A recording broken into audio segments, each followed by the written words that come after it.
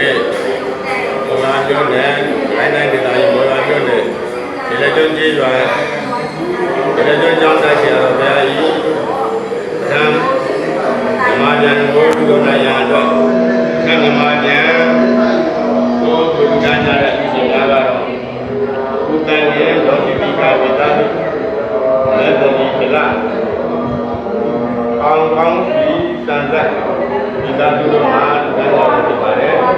ဒီကဲဆိုတရားတော်ဆိုတဲ့ကြောင့်ဒီသားကြီးလောကီပိကာအောင်ကောင်းတာငါတမိသားတို့ပေါင်းလို့ဒီနေ့မှသာရည်အပေါင်းညာတော်အတရားပေါင်းလို့မှာကေရကြလို့ဒီမိတို့ဒီသားတို့ပေါင်းလို့ဒီလိုတရားတော်တော်ဝမ်းတို့ချမ်းသာကြပြတဲ့စိတ်တို့ကြားရရသော်ဗျာတိဒီသာသနာ့ပြိပတိသာသနာ့ပြိပဒါသာသနာ့ဆိုတဲ့သာသနာတော်ကိုရသာရတဘောထောက်ပံ့လူသားနိုင်ရတဲ့လူသားကိုတော်များသိကြခြင်းရဲ့သုံးဘဝနောက်ကာလ၌မချမ်းသာဘူးများနိဗ္ဗာန်ချမ်းသာမြတ်ကိုရလေရောက်လေမြတ်ပြုရနိုင်ကြပါစေလို့ဘုရားလေး၌